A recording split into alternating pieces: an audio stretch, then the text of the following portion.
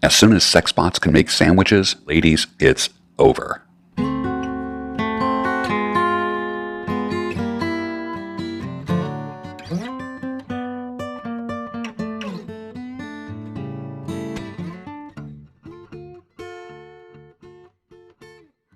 Stirring the coffee with chopsticks using the Vortex method, the only true way to optimize the taste of your coffee at the molecular level. Good morning.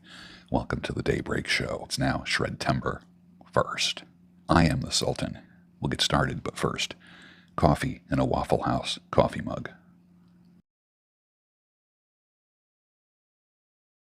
Nice. Nice. You know, it's kind of funny how you don't realize how dead you are until you encounter a person that breathes life back into you. And the weird thing is this, the very person that breathes life into you can also take that life out of you. That is why you need to have outcome independence. Here's where the tension is. If we give someone else the ability to breathe life into us, think about this. We are using them as an energy source. We are using them as a motivational and inspirational source. We're giving them a lot of power. And that power can also be used to take the life out of you as well. When we trust somebody so much with our heart, when we trust somebody so much with our hopes and our dreams, they can be ripped out from us just like that. Breathing life into other people comes with great responsibility. That's why in my coaching, I want people to walk on their own, not just rely on the things that I say. If you rely on other people for motivation and inspiration and breathing life into you, guess what? When that stops, then so does your inspiration and motivation. This is why you have to be a self-sustaining man and breathe life into yourself. People can no longer give you hope. You can't rely on other people. This is difficult for some people to understand. You know how you rely on a phone call or a text from somebody? You learn to rely on it. Man, I did that for the longest time. And when that stopped, there was an incredible darkness and emptiness in my life because I relied on it. It was like food and water and air. Now I had to procure all that hope on my own. So I am encouraging you to be the source of your own hope, inspiration, motivation, discipline. You must do it. You must. It's absolutely necessary. Why? It'll help you avoid hopelessness in the future. It'll help you avoid an empty feeling, and that's a shitty feeling, man. You have to be the source of your happiness and your hope. I'll say it again. You don't realize how dead you are until you encounter a person who breathes life into you. Bottom line, you need to breathe life into yourself. Nobody's going to come and kick down your door and say, let me breathe life into you. We encounter people who inspire us, but you can't take your locus or location of motivation and take it out of yourself and give it to someone else. Other people are very bad stewards of sustained motivation and inspiration. This is why you need to do it on your own.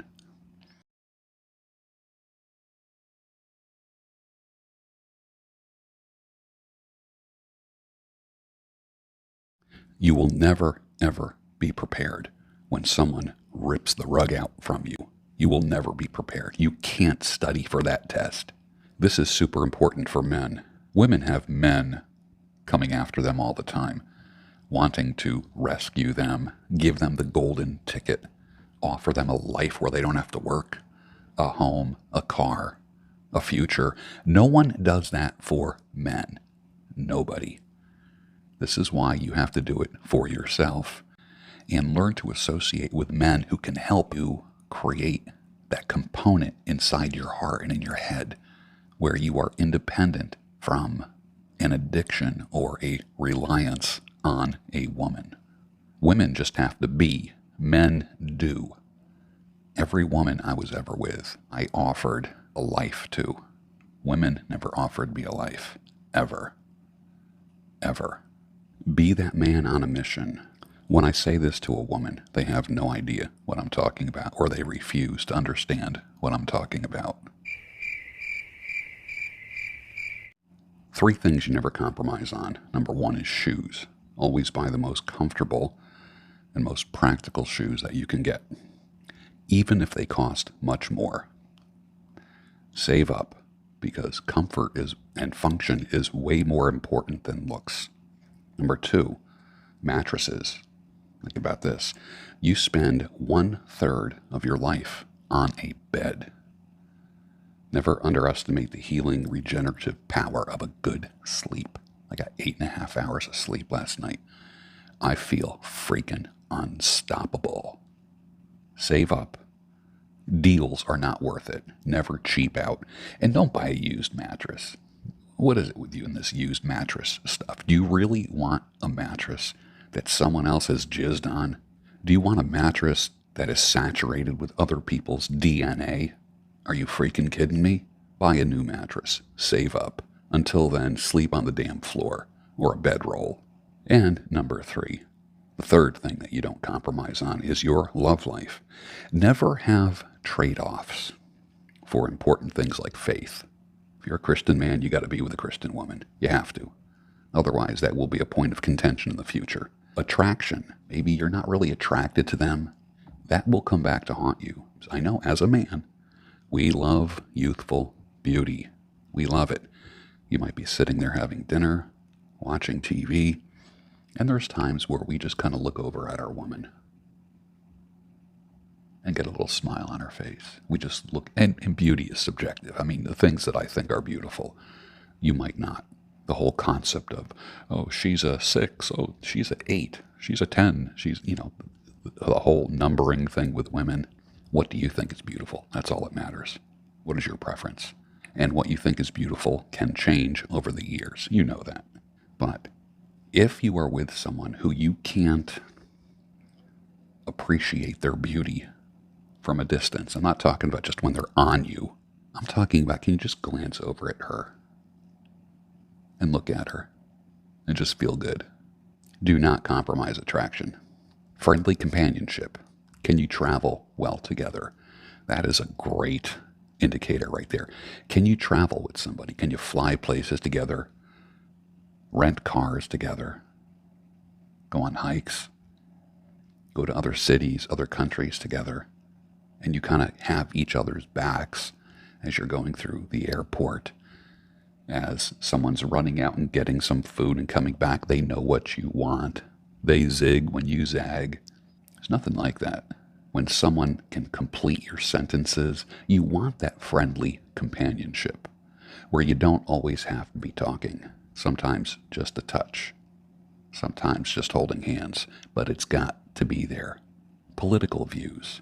There are some people that are so hung up on their political views.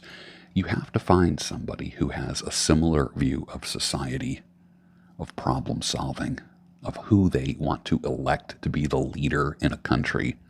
I don't watch the news. I haven't watched the news since right before Trump started campaigning. So I haven't watched the news since about 2015. And I feel great. Anxiety gone as a result of that. I found myself yelling at the television every time I would see like Obama, talking on TV. I'm like yelling, commenting on everything. Like, that's crazy. And I came to this realization that news is not meant to inform, but to influence. It's been that way for probably half a century. There is nothing original in news. Reporters that investigate things don't even exist anymore. Everything that you see or hear on the news now rolls off of facts as a press release. So what you are now watching when you watch the news is basically just a bunch of press releases meant to influence you. Wake up, my brother, wake up. Shoes, mattress, love life. The minute that you trade off on those things, that's the seed of future division. When it comes to that love life, if you accept trade-offs, something that you really don't want. Like someone's just convenient for you. What will happen is you will always have a restless heart and wandering eyes. I was engaged. I was hopeful with somebody, planning a future, celibate, waiting. Did it pay off? I don't think so. It didn't. Lesson learned, even at my age. But there is joy and commitment to the right person. Many people can trace their woes and their heartache and their trouble in life back to the moment that they compromised on what they want. There is joy in commitment to the right person. You see somebody without joy, that's also somebody without commitment. It's interesting, I got an email back in 2019. I was looking in my spam box, and I was going back over spam over like years, 5 years. And I got an email from Kevin Samuels. Good day, George. Let's get together for an interview. He says, in the next future. I know, well, actually, that probably meant in the next couple weeks or in the near future, but he said in the next future. Kevin Samuels, professional image consultant. I had no idea who he was. That was probably way before he had a few million followers. But that was in 2019 where Kevin reached out to me. And I'm thinking, who the heck is Kevin Samuels? Kevin, I'm sorry, man. It was actually an email that I didn't get. And I wish I did. Sex outside of marriage has made a lot of women unmarriageable. The higher the body count, the less likely she'll ever be happily married. But she disguises it as 3 things. 1, I haven't found the right one. 2, I don't want a marriage like my parents had. 3, I was pursuing my career. People have pretty much fucked themselves. Every time you fuck someone else, you're really fucking yourself. Every time you add a new body to that memory, every time you ride a new dick, you're actually fucking yourself. Good job, ladies. I have to say that I have loved maybe 2 women the way Christ loves the church. 2 women in my lifetime that I loved like Christ loves the church. And I'm still single. It's not you, it's me. Hey, be careful of those bikers, they said. They might secretly be giving toys to kids at a children's hospital. In my experience, bikers have been magnificent to me and in my lifetime. And having been a biker myself, but not identifying as a biker. I don't run around going, I'm a biker. Like some guys you look at and you go, oh, that must be a biker, because they have kind of like a look. But I've been on the periphery of the biker world, go to biker bars, bike nights, different events. I enjoy the culture.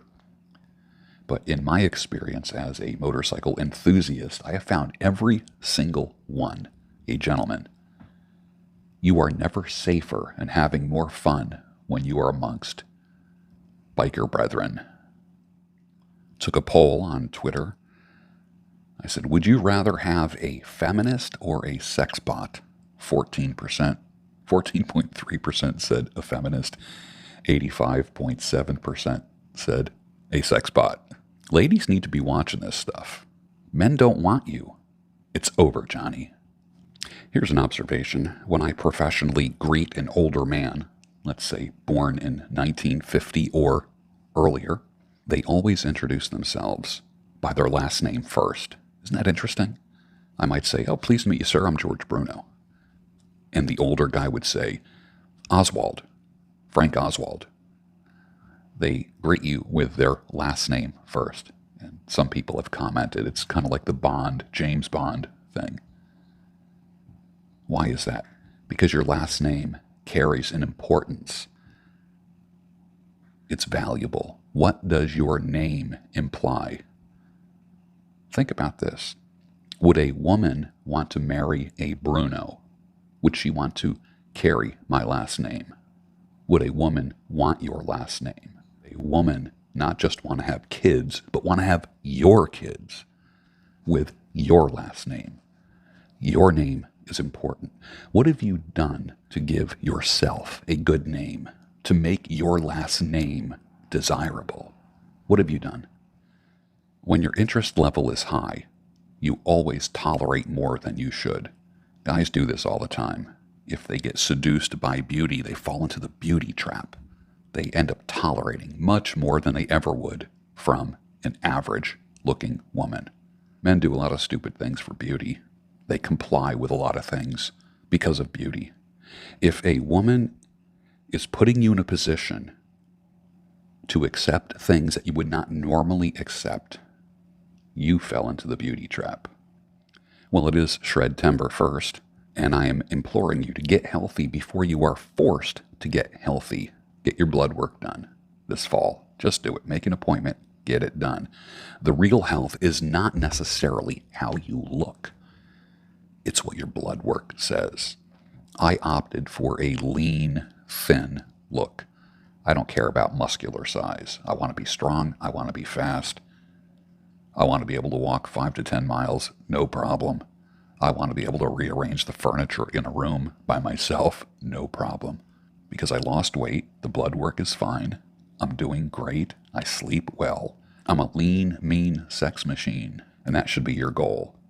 How can you make love to your wife and please her if you can't even do 10 push-ups? Get your shit together, dude. Lose weight, get jacked. Little music trivia here. Bob Dylan, a great songwriter in his own right, said that Wichita Lineman is the greatest song ever written. I'll put a link for it down below. It's pretty deep if you think about it. Written by Jimmy Webb and performed by Glenn Campbell in 1968. A beautiful love song, but not a wimpy beta male love song. It's incredible. I'll put a link for it down below. Just a reminder that you'll never lose women chasing money, but you'll always lose money chasing women. Never forget that. Accountability in a relationship only works if both people are invested and have their eyes on the goal of marriage and family. It doesn't work if one person has wandering eyes or a restless heart. And eventually, everyone has wandering eyes and a restless heart. What keeps you within the corral of marriage? Commitment. That's why I say there's joy in commitment. Vet a woman, gentlemen. If you're going down the route of wanting a woman in your life, remember, you need to vet her for her ability and propensity to want to build, but also her ability to commit. This is why you can't commit fully, because she can change her mind at 1 second's notice, just like the wind, and everything you planned disappears. And this is where men get a lot of their cynicism and anger and sadness. Vet a woman for her ability to commit. A woman broke up with you? Good. You know why? Because if you married her, she would have left you high and dry. One of the biggest causes of failure is picking the wrong mate. And man, that can send you into a tailspin for years. Conversely, having the right mate in your life can be a game changer for the good. I've had some women in my life that have just pushed the shit out of me. Like, come on, boy, you can do it. Go get them. I've had some female friends that have been absolutely just such fans of mine and want to see me succeed.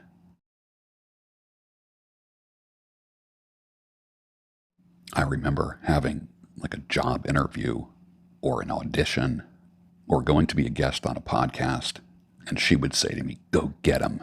Man, and I felt strong. I was unstoppable. Again, making myself vulnerable, but the right person in your life can be an absolute game changer. I love this line from the movie An Affair to Remember from 1957. Everything comes too easily to him. He's always attracted by the art he isn't practicing, the place he hasn't been, and the girl he hasn't met. Love that line. That actually describes the wandering heart and the restless eyes, and the restless heart and the wandering eyes. Restless and wandering. Took another poll. I said, are you going to mask up, social distance, get more boosters? Because it's being predicted that it's all coming back soon. 3.1% said, yes, I'm ready. 96.9% said, hell no. It's coming. Believe me, like I said, between now and the end of 2024, nothing will be random. But you're too interested in getting laid, being led around by your dick. If ladies have to say that they love being childless, they don't love it. That's their attempt to justify their shitty sexual choices and inability to bond with a man. Bunch of hormonal train wrecks. There, someone had to say it. I asked an AI system what my wife looks like. I literally said, show me a picture of George Bruno's wife. And these pictures were generated.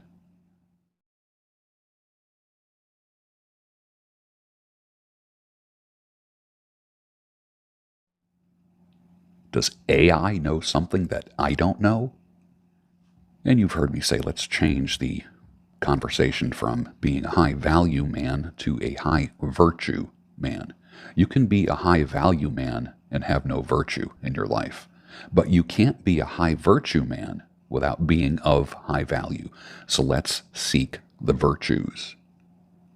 Are you a virtuous boyfriend? Are you a virtuous husband? Are you a virtuous citizen? Back in 2019, I had tweeted, single men, make a living list of what you want in a woman. Then you will know her when you see her. Identify it first, what you want. Actually make that list. Actually take a piece of paper and write what you want in a woman. It makes it easier when you encounter her. Here's an example. I want a Christian woman, an intelligent woman, a gracious woman, a well-spoken woman, pretty. Now, pretty is subjective. What I think is pretty might not be pretty to another guy or a group of guys or the men's community. Beauty is in the eye of the beholder, not given to pop culture. Someone who is family-oriented, someone who is trim, takes care of themselves, dresses smart, not sexy, somebody who is modest, someone who can make eye contact with me. That's my list. What I don't have is a list of deal breakers. Now, I do have an essay that I wrote, and I'm going to be doing a webinar kind of thing for guys, if you want it, called The Minefield, what to avoid in a woman and then what to look for in a woman. And I'll be doing that soon. And it's kind of like a man's guide to navigating the sexual marketplace. Every time you got into trouble, it's because you stepped on a mine that was a red flag. The women from Red Flagistan. You don't want that. And I'm going to help you identify those things. Every time that you just ignore a red flag, it will come back to bite your ass. Mark my words. Make the list of what you want in a woman. That way, if you see her, you will recognize her. Men are pretty damn simple. I mean, we will live in a shack, a shed, a one-room cabin with a wood stove or a fireplace, a dog, a chair, a table. We don't even need social media. Maybe Wi-Fi wouldn't be bad. Men will live almost anywhere and be happy. But when we think of bringing a woman into our life, we start thinking, well, maybe 3 or 4 bedrooms, a garage, a craft room, a workshop, a built-in pool in the backyard, a nice kitchen. But by ourselves, we want simplicity. Ladies, listen up. We want simplicity. Do not make our life hard. We are wired to give, and we're so happy to do so.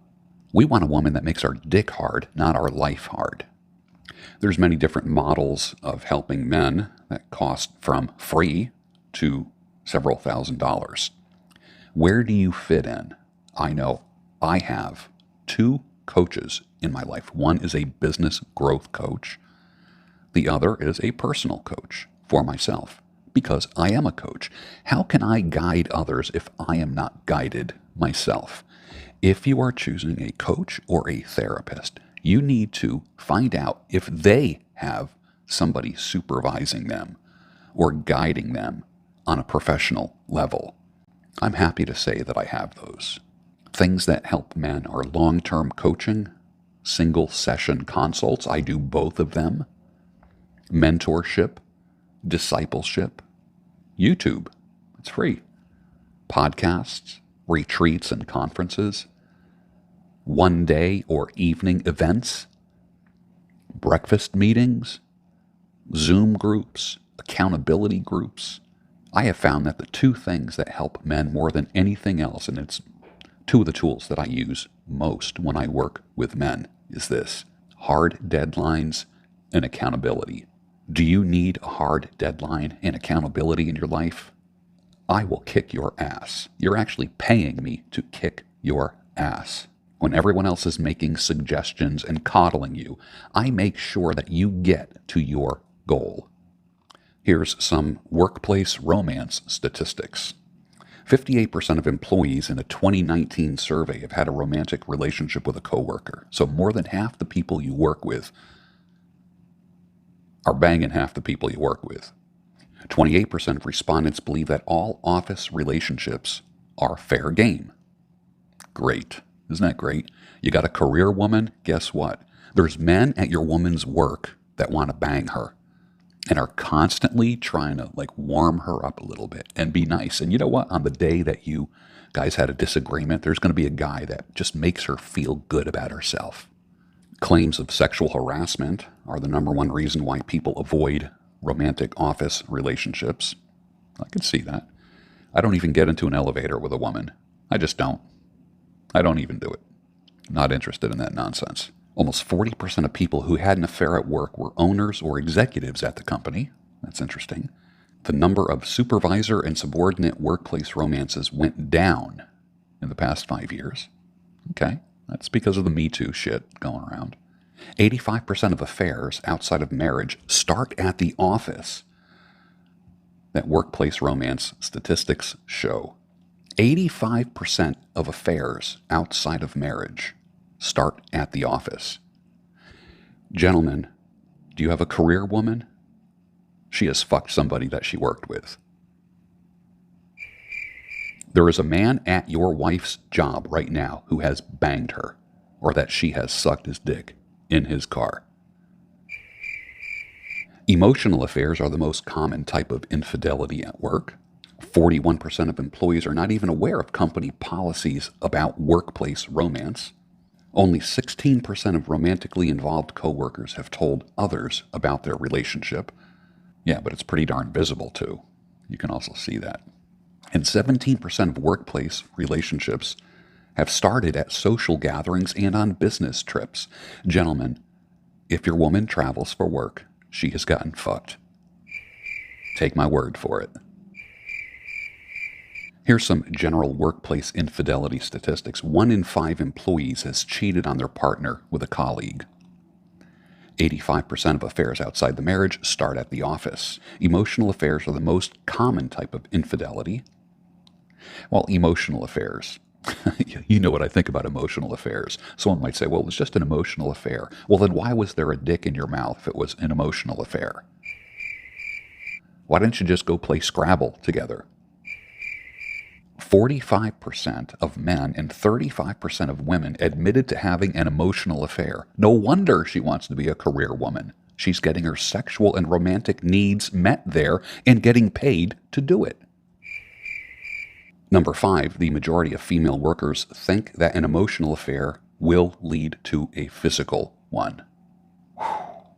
Pretty wild, right? 41% of employees are not aware of the company policies on workplace romance.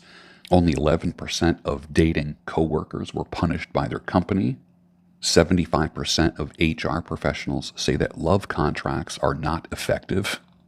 How common are workplace affairs? 58% of employees in a 2019 survey have had a romantic relationship with a coworker. Think about it. The woman that you are with right now has had an affair with somebody that she works with. But don't worry, it's over. That was a long time ago. It was a stupid thing. It was in the past. Yeah. Okay. 31% of employees say that they've hooked up with a colleague. 18% of respondents said that they met their spouse at work, while 22% of those who had an affair with a coworker said it was a serious long-term relationship. 72% of employees, your woman, said they would get involved with a coworker again if they had a chance, and they knew they could get away with it. This was an anonymous survey. 28% of respondents believe that all office relationships are fair game. 39% of the respondents in a global poll are against workplace affairs. Those are the people that aren't getting laid. 17% of workplace relationships started at social gatherings, the dinner, the annual holiday dinner, business trips. Remember, 85% of all affairs start in the workplace. Still want that career, woman? And that is from an article by, I don't even know how to say her name, Lubika Zvetkovska, a writer and researcher. Title of that article is called 25 Workplace Affair Statistics for Business and Pleasure. And with that, finish your coffee and I'll see you on the next Daybreak Show, your home of sanity, clarity, reason, and the Waffle House.